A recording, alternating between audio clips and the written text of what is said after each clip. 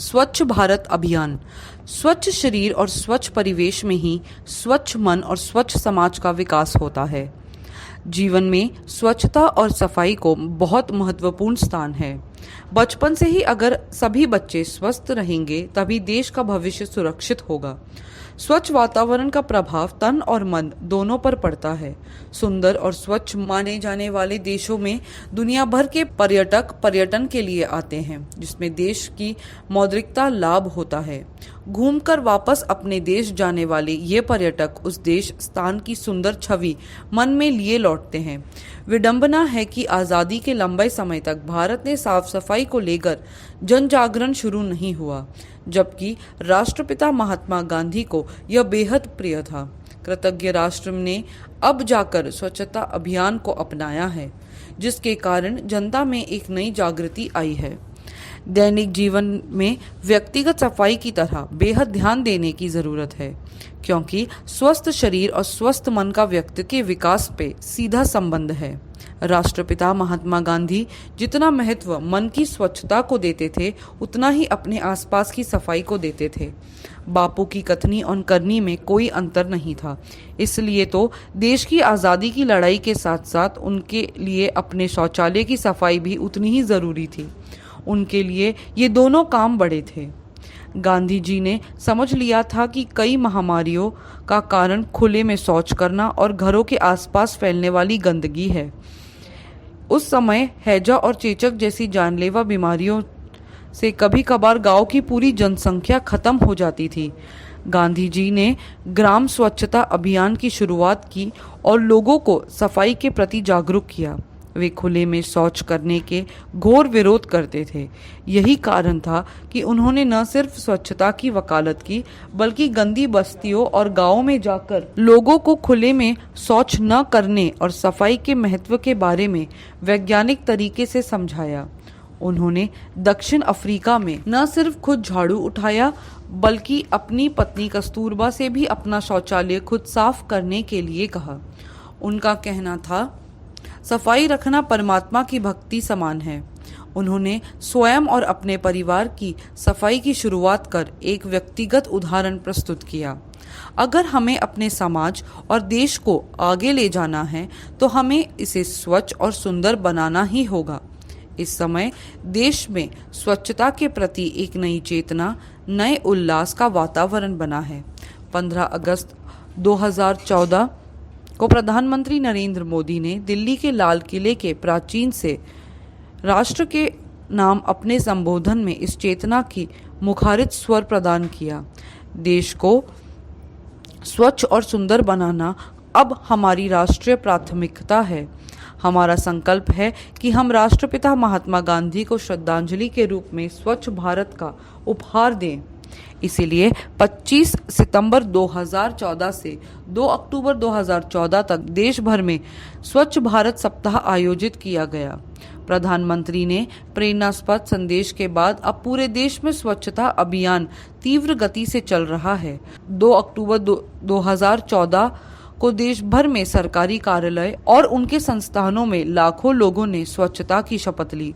स्वच्छ भारत अभियान के तहत 5,551 शहरों में 1 करोड़ शौचालय बनाने का लक्ष्य निर्धारित है।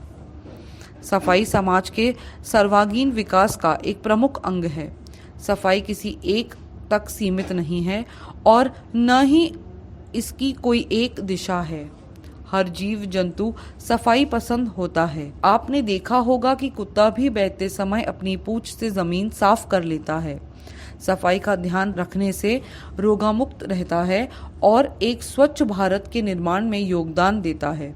इसीलिए हर व्यक्ति को इस बात के लिए प्रेरित करना चाहिए कि वह अपने जीवन में अपनी तथा अपने आसपास की साफ सफाई का विशेष ध्यान दे। अपनी काया को निरोगी रखने के लिए प्रतिदिन खाना खाने से पूर्व और शौच जाने के पश्चात हाथों को साबुन से अच्छी तरह धोएं, ताकि शरीर में कीटाणु प्रवेश न कर सकें। यदि हाथ गंदे होंगे तो खाना खाते समय शरीर में कीटाणु प्रवेश कर जाएंगे और हैजा और डायरिया जैसी बीमारियों को जन्म देंगे। स्वच्छता से नियमित तौर पर बढ़ते हुए नाखूनों और बालों को काटना, साफ सुथरे कपड़े पहनना शामिल है। इसके अलावा अपने आसपास के वातावरण को साफ रखकर और कचरे का सही तरीके से निपटान करके हम अपने आसपास के वातावरण को शुद्ध और स्वच्छ रख सकते हैं। दुखदायक स्थिति यह है कि आज भी हमारे देश में खुले में शौच करने की मजबूरी है। स्वास्थ्य की दृष्टि से देखा जाए तो खुले में शौच करना बीमारियों को आमंत्रण देना है। साफ पानी उपलब्ध नहीं होने, खुले में शौच और सफाई के अभाव के कारण डायरिया, निमोनिया, हैजा, डेंगू, मलेरिया और चिकनगुनिया जैसी बीमारियां आज भी खत्म होने का नाम नहीं ले रही हैं, जिससे अनेक लोगों को अपनी जान से हाथ धोना पड़ता है। भारत में हर वर्ष डायरिया के कारण 5 वर्ष से कम उम्र के 4 से 5 लाख बच्चों की मौत हो जाती है। डॉक्टरों का कहना है कि सभी मौसमी बीमारियां खुले में शौच करने के कारण होती हैं। इसके अलावा खुले में शौच के कारण त्वचा संबंधी बीमारियां, आंखों में तकलीफ, स्केबीज, अनीमिया और आंतों में कीड़े जैसी बीमारियां भी जन्म लेती हैं, जिससे किडनी खराब होने और तपेदिक होने का खतरा बढ़ जाता है। यूनिसेफ के एक रिपोर्ट के अनुसार मनुष्य के 1 ग्राम मल के कारण करोड़ बैक्टीरिया, 1000 परजीवी सिस्ट और 100 परजीवी अंडे पाए जाते हैं। यह जब हवा में उड़ते हैं तो आसपास रहने वाले लोग कई तरह की बीमारियों की चपेट में आ जाते हैं। खुले में शौच करने से अनेक माध्यमों से वही मल हमारे घरों और खाने पीने की वस्तुओं तक पहुंच जाता है। वायरस फैलने का सबसे बड़ा माध्यम मक्खी है, जो मल पर बैठती है और फिर घरों तक पहुंचकर खाने पीने की चीज़ों पर बैठ जाती है। इससे हैजा, टाइफाइड और डायरिया जैसी बीमारियां फैलती हैं। वैज्ञानिकों के अनुसार एक मक्खी एक दिन में कम से कम 3 किलोमीटर तक उड़ती है। उसके पैरों और पंखों में मल चिपका रहता है, जो खाने पीने की चीज़ों में घुल जाता है और वह खाने के साथ हमारे पेट में चला जाता है। इसके अलावा यदि कोई बहते हुए पानी के किनारे खुले में शौच कर रहा है तो वह पानी के साथ बह जाता है। हो सकता है कि आगे कोई स्नान करने के लिए या कुल्ला करने के लिए उस जल का उपयोग करे।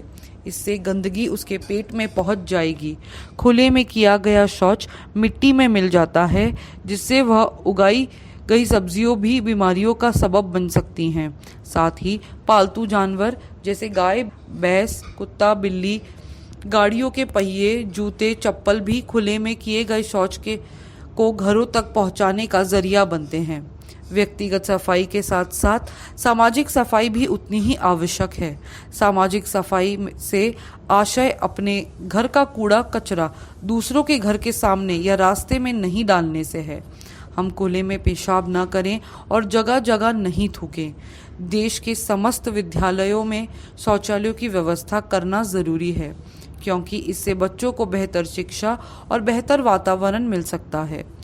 इससे बीच में ही पढ़ाई छोड़ देने वाले छात्राओं की संख्या कम हो सकती है। स्वच्छ भारत अभियान की राह में कई रुकावटें हैं, जिसके कारण बीमारियों को भी पांव पसारने में मदद मिलती है। ये है गंदा पानी पीना, मानव अपशिष्ट का सही तरीके से निपटान नहीं करना, व्यक्तिगत सफाई और खाने पीने की चीज़ों की स्वच्छता पर ठीक से ध्यान नहीं देना, ठोस और तरल कचरे का ठीक से निपटारा नहीं करना, सफाई के अभाव में शिशु मृत्यु दर और कुपोषण पीड़ित बच्चों की संख्या बहुत अधिक है। यदि साफ सफाई का पूरा ध्यान रखा जाए तो हम न केवल अपने आसपास के वातावरण को बेहतर बना सकते हैं, बल्कि बीमारियों से भी बच सकते हैं। राष्ट्रीय स्वच्छता अभियान के तहत 2019 तक देश के हर घर में शौचालय बनने का लक्ष्य निर्धारित है। वर्ष 2016 के बजट में स्वच्छ भारत अभियान के लिए 11,300 करोड़ रुपए का आवंटन किया गया। इसमें गांव के लिए 9,000 करोड़ और शहरी क्षेत्रों के लिए 2,300 करोड़ रुपए का आवंटन हुआ। खुले में शौच मुक्त होने वाले गांवों को इनाम देने के लिए केंद्र प्रायोजित योजना के तहत प्राथमिक आधार पर आवंटन का प्रावधान है। 2019 महात्मा गांधी की 150वीं जयंती का वर्ष है। हमारा राष्ट्रीय संकल्प है कि हम 2019 तक पूरे देश को स्वच्छ और सुंदर बना सकें। गांधी जी का सपना तभी साकार होगा। कृतज्ञ राष्ट्र को यही बापू की सच्ची श्रद्धांजलि होगी।